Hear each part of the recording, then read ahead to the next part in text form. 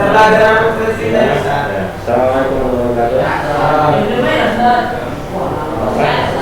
Alhamdulillahilladzi anzala ala abdihi ya.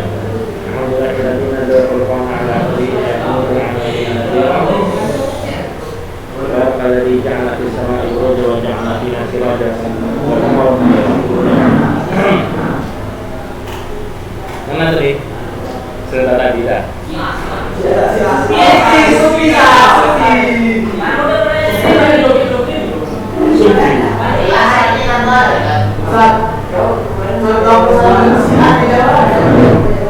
Pesantren Syiah di Jawa, mereka itu belum apa? Terus, ada pagi ini.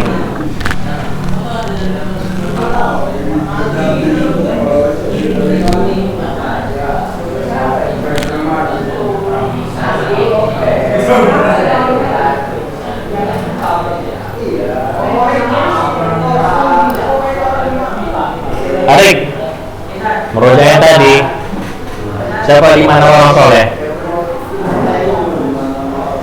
5 nama orang soleh.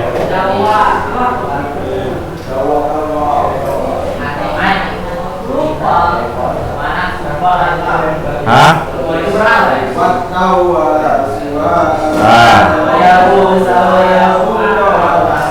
Itu dia orang soleh. Muas. Lima orang soleh itu hidup di zaman Nabi apa?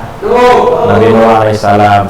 Berapa jarak antara Nabi Adam dan Nabi Nuh?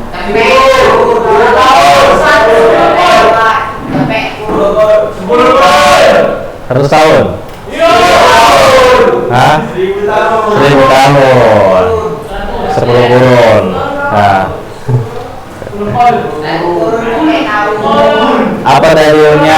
Apa dalilnya bahwasannya tauhid itu adalah asal di kehidupan manusia?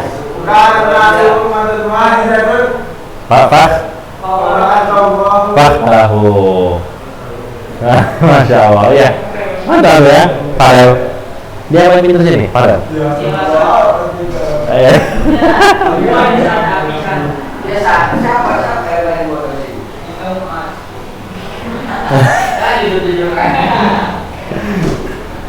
Muas. Wow. Lima padan. Apa? Tapi Muas, nanti setelah tamat dari sini mau mana arahnya? Ke umum atau ke agama? Hah? Umum atau agama? Umum. Anda dengar antum ada hubungan famili sama Ustaz Wisan. Ada hubungan famili sama Ustaz Wisan. Oh. Iya. Dengar anak. Baru tahu juga anak. Ada hubungan sama Ustaz Wisan. Pantesan antum ilmunya sama kayak Ustaz Wisan ya.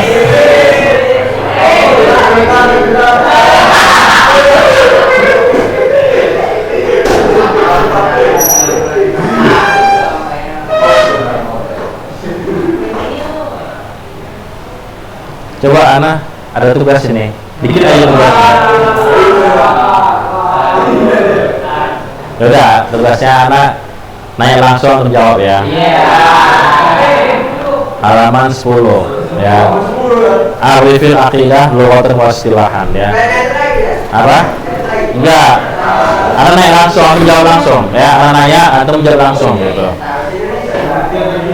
Iya. Itu ya. Arifil ya, pengertian akidah secara bahasa dan istilah.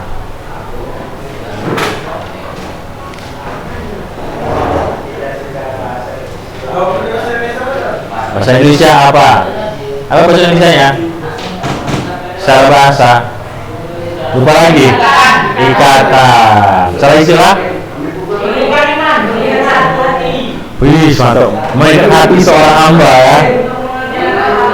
Wah, assalamualaikum. Wah. Soal pertama, enggak, ini anak nanya langsung atau anak nanya atau jawab langsung. Nanti kalau anak tulis tugas, kayaknya tuh alasan aja Ustaz. ya kan? Lebih suka kayak gini kan? Ya kan Mas? Lebih suka kayak gini kan?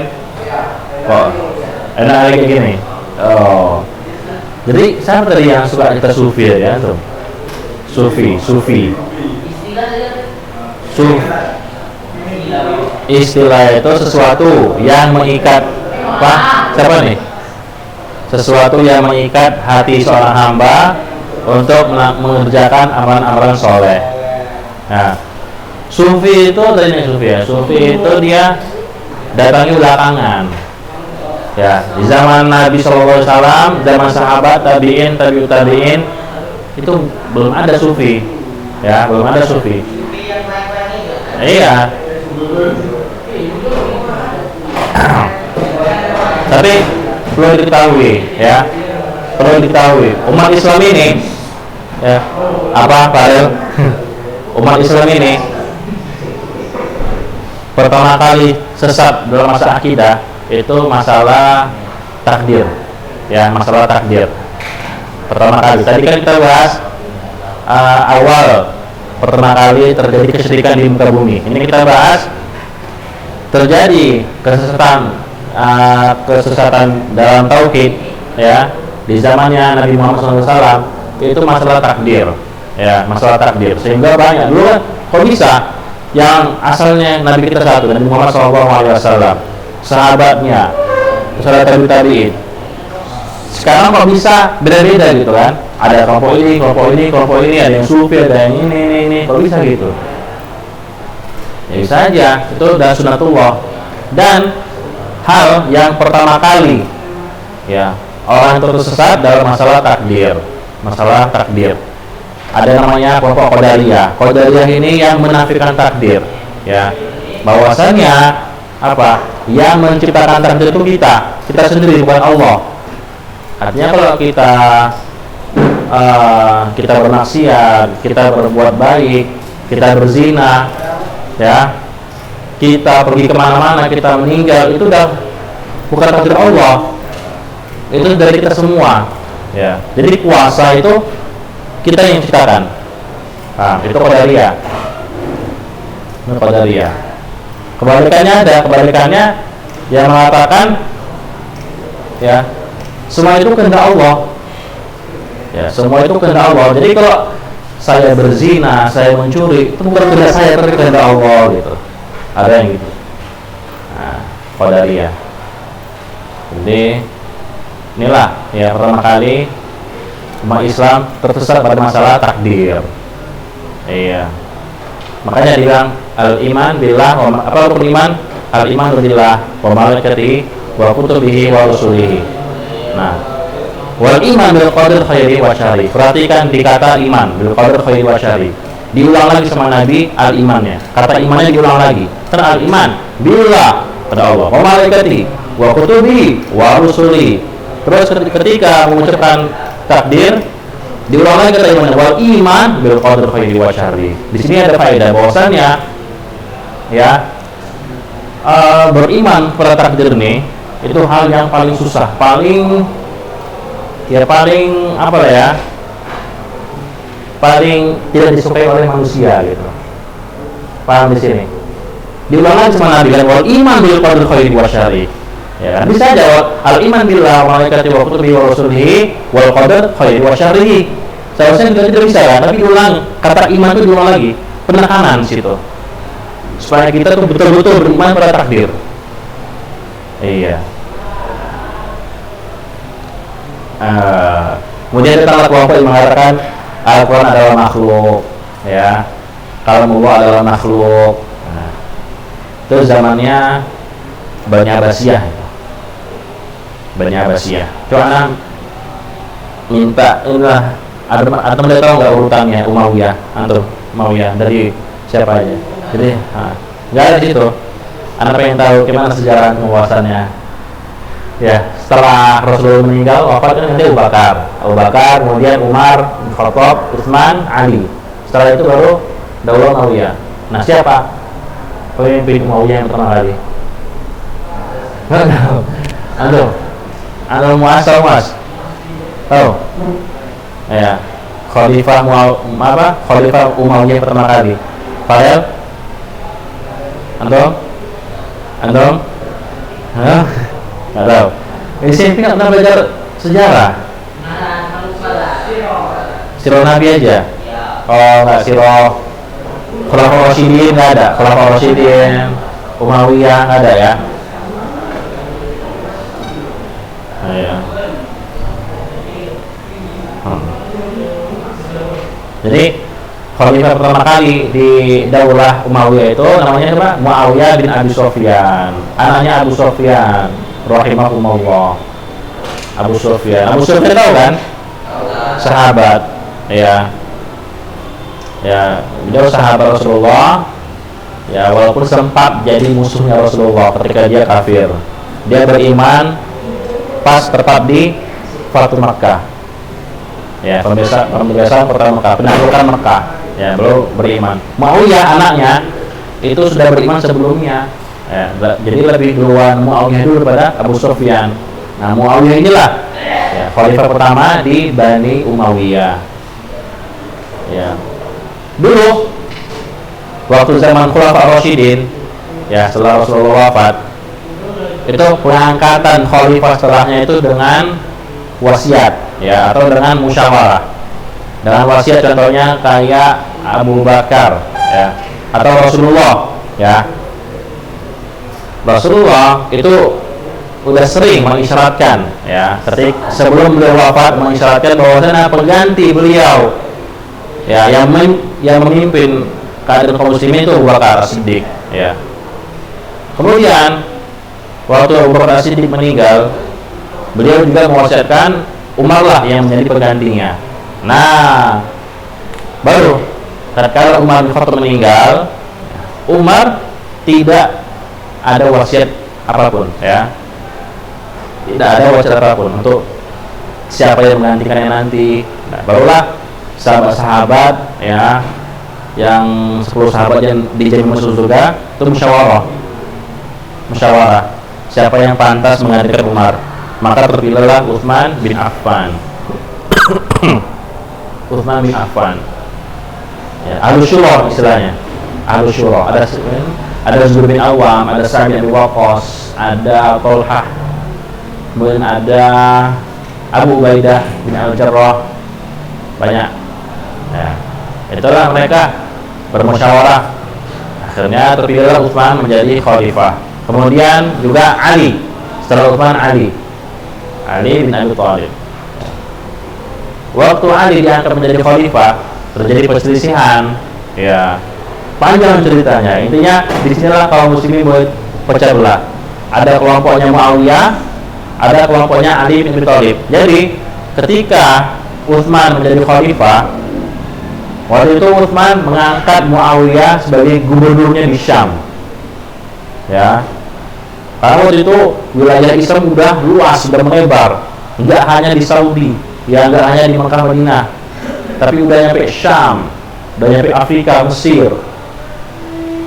Maka Utsman waktu itu ketika wilayah kaum muslimin sudah luas, maka dia mengangkat salah satu wakilan di sana, di Syam. Ya, Syam itu kalau sekarang ada 4 negara: Palestina, Suriah, Lebanon, atau lagi Yordania. Tuh Syam. Ya, sekarang ada lagi Syam. Sekarang 4 negara itulah. Ya, Suriah, Lebanon, Palestina, sama Yordania. Jadi Muawiyah diangkat oleh Utsman menjadi gubernurnya di sana, ya, wakilnya di sana. Kan nggak bisa karena udah luas, nggak mungkin satu orang yang ngatur semua ini, nggak mungkin kan. Maka diangkatlah di Mesir, beliau mengangkat Amr bin Al-As. Iya. Nah, perselisihan terjadi tatkala Utsman ini terbunuh. Karena Utsman meninggal dibunuh, ya. Dibunuh Utsman.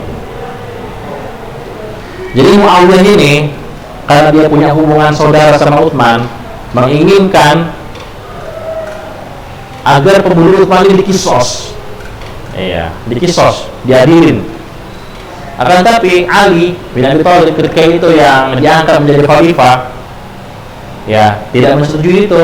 Karena apa? Karena keadaan lagi lagi kacau balau, ya, api fitnah lagi berkorban. Jadi Ali pengennya tenang dulu keadaan, barulah diadili kisos. Akan tapi Muawiyah enggak, ya, Muawiyah ingin secepatnya lah untuk mengkisos pembunuh Utsman. Maka terpecahlah kaum muslimin, ada yang kubu Ali, ada yang kubu Muawiyah, perang. Di situ ada perang Siffin, perang Jamal, ya. Banyak sahabat yang meninggal, ya. Sesama sahabat itu perang. Sekali lagi anak menyarankan antum baca lagi ya, kenapa ya terjadi hal seperti ini. Sesama sahabat itu perang, saling perang ya, bahkan ada terbunuh sahabat. Karena kalau kita nggak baca, cuma dengar sepintas saja, itu kita suudzon kepada sahabat, ya, sangka buruk pada sahabat. Kok kayak gini ya sahabat ya, padahal mereka sahabat Nabi, ketemu langsung dengan Nabi, tapi kok bisa saling bunuh? Padahal mereka tahu hadis, tahu ayat. Nah, boleh gitu ya, kita nggak ada apa-apanya mereka ya. Kata Rasulullah, seandainya kalian tuh menginfakkan emas sebesar gunung Uhud, ya, seandainya, maka amalan kalian tuh gak ada apa-apanya dibandingkan dengan sedikit amalan sahabatku. Itu kata Rasulullah. Walaupun kita sudah menginfakkan emas sebesar gunung Uhud, maka kita jangan suudzon pada sahabat. Emang terjadi saling perang sama sahabat, ada yang kubu Ali, ada kubu Muawiyah. Dan cerita terjadilah perdamaian di tahun 40 Hijriah. Maka 40 tahun Hijriah itu disebut ulama sebagai tahun jami'i ya, am jami'i, tahun persatuan sejarah itu 40 Hijriah. Ya. Jadi Ali waktu itu terbunuh juga. Ya, terbunuh Ali. Terbunuh. Maka orang-orang yang pengikut Ali mengangkat Hasan anaknya sebagai khalifah. Ya. Dan ternyata Hasan itu menyerahkan kekuasaan sepenuhnya pada Muawiyah. Ya, akhirnya damai tahun 40 Hijriah itu. Karena waktu Ali terbunuh, ya, waktu Ali meninggal terbunuh, ya, orang-orang masih menginginkan Hasan lah yang menjadi khalifah, ya, dan Muawiyah pun masih menginginkan dia menjadi khalifah, Muawiyah. Akhirnya Hasan itu ngalah, ya, yang mana ngalahnya itu supaya kaum muslimin berdamai, nggak perang-perang lagi, agar tidak terjadi perperangan berikutnya, sebagaimana yang terjadi di perang Siffin, perang Jamal, dan yang lain, ya. Itu banyak para wafat yang meninggal, banyak, ya, banyak. Nah, itu tahun Jami, tahun 40 Hijriah. Bersatulah kaum muslimin, maka berdirilah dinasti Daulah Umayyah. Nah, itu khalifah pertamanya namanya Muawiyah bin Abi Sufyan. Muawiyah bin Abi Sufyan. Ya. Berapa tahun ya? Kalau nggak salah nggak nyampe 50 tahun lah Daulah Umayyah ini. Kemudian dia runtuh, diruntuhkan sama Daulah Abbasiyah. Daulah Abbasiyah ini cucu-cucunya Abbas bin Abdul Muthalib, paman Nabi SAW. Abbas. Nah gitu ceritanya ya, panjang kaya nanti. Kita balik lagi ke soal nomor 2. Ya, soal nomor 2. Ma'ahamiyatul aqidah shahihah ma'adzikri dalil. Ya, apa pentingnya mempelajari akidah bersama menyebutkan dalil. Ya, anak minta 3 aja nanti kalau di ujian ya. Di sini ada banyak ini ahamiyatul aqidah. Ada 5 di sini. Ya, ada 5 di sini. Ahamiyatul aqidah, faedah akidah, pentingnya akidah. Yang pertama kan ada aqidah shahihah asas bina'il mujtama. Ya, bahwasanya akidah yang sahih itu, akidah yang benar itu adalah fondasi membangun masyarakat. Ya, fondasi membangun masyarakat yang baik.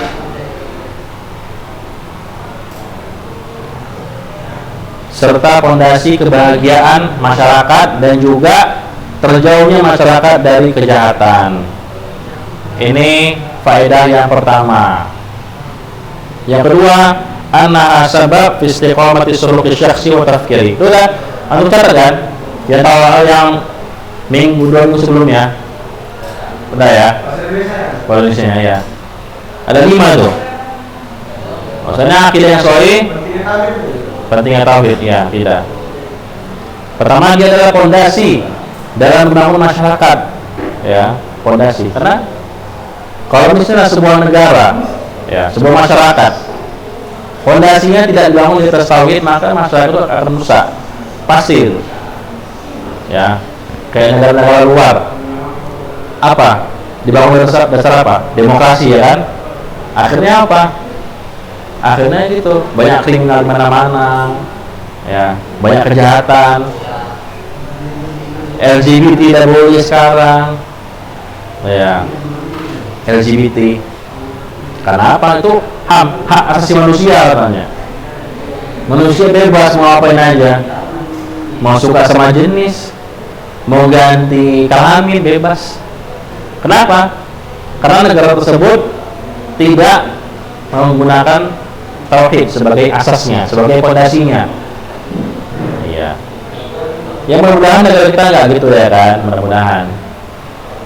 Tapi bisa jadi kena juga lama-lama ya, karena kita menggunakan asas selain tauhid, bisa jadi terjadi itu. Ya.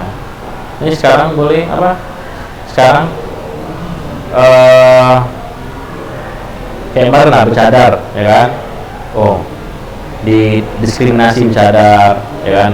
Bahkan yang jenggot dibilang teroris, kan Indonesia kayak gitu, ya. Nah, itu. Dah. Yang kedua, akidah ini sebab lurusnya akhlak seseorang dan cara berpikirnya. Itu ahamnya yang kedua, faedah yang kedua. Yang ketiga, dengan mempelajari akidah, dengan menanam akidah, itu akan terjaga harta dan darah. Iya. Kenapa? Karena dengan akidah kita tahu hukum membunuh, hukum mencuri.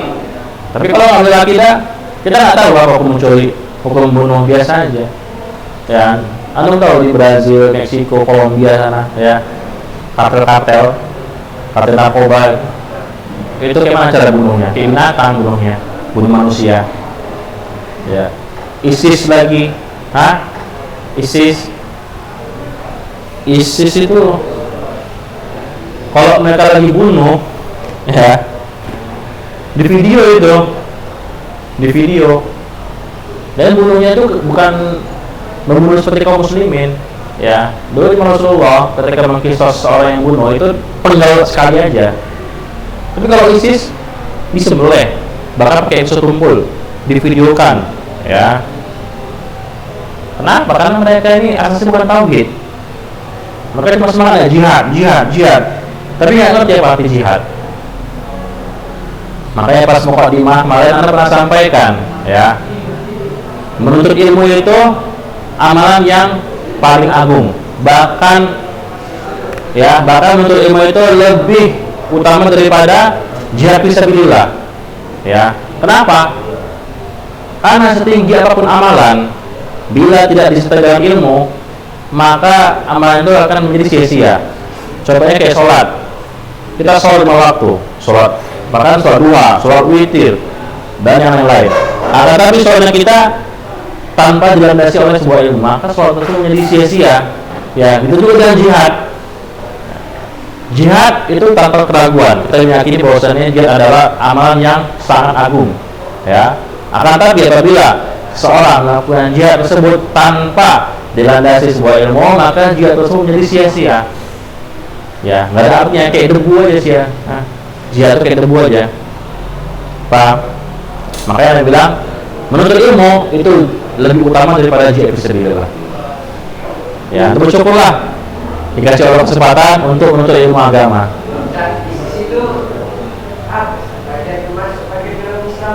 Apa? Khawarij. Iya. Khawarij dia. ISIS itu. Dia pengen bangun negara sendiri. Iya. Tapi gitu caranya salah. Caranya batil. Iya. Sekarang udah lemah kok orang itu. Udah lemah. Nggak sekuat dulu ya, udah lemah. Apa? Kuat. Dia setiap negara punya cabang kok. Di Indonesia ada cabangnya. Tapi tersembunyi cabangnya. Indonesia ada, Malaysia ada, Saudi ada. Anak waktu kuliah di Madinah, ya kan. Jadi tiba-tiba datang polisi Saudi itu ke kamar seorang mahasiswa lah, ya kan. Kami nggak tahu kenapa tiba-tiba ada polisi di situ. Ternyata mahasiswa itu nyimpan bendera ISIS di kamarnya, bendera ISIS. Gitu. Langsung ditangkap mahasiswa itu ke penjara. Jadi di Saudi itu ISIS, Syiah itu diapain kali? Ketat kali Mas Saudi, dibasmi. Ada mahasiswa, coba bayangkan mahasiswa Jamiah masang bendera ISIS di kamarnya. Datang polisi masuk kamar dia. Ya mungkin kamar apa? Teman dia yang asal kali ya, nggak tahu juga nah. Begitu. Jadi dia punya cabang di mana-mana, tersembunyi cabangnya. Gitu. Nah, makanya target dia tuh siapa? Target dia tuh anak muda. Karena anak muda ini semangatnya tinggi. Coba lah, rata-rata yang apa? Ya banyak yang gitu, menggunakan ya, membuat apa ya? Membuat amalnya salah menggunakan agama. Banyak kan? Banyak kayak gitu. Bawa nama agama.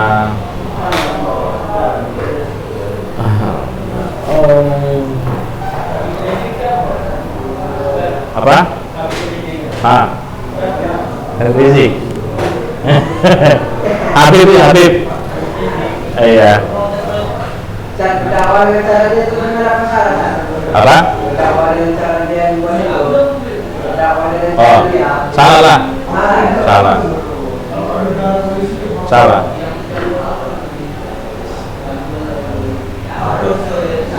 Dakwah itu rosikmah, ya.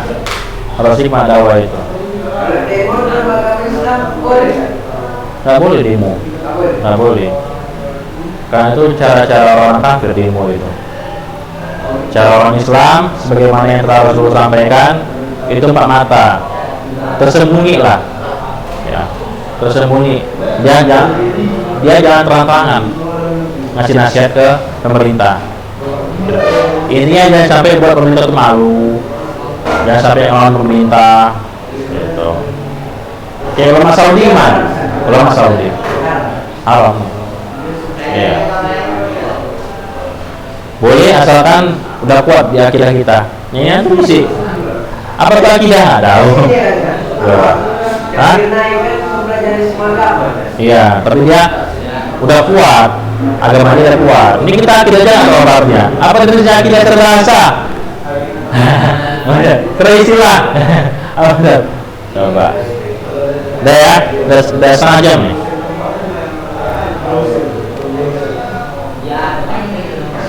Subhanallah wa bihamdik, asyhadu an la ilaha illa anta wa astaghfiruka wa atubu ilaik. Assalamualaikum warahmatullahi wabarakatuh.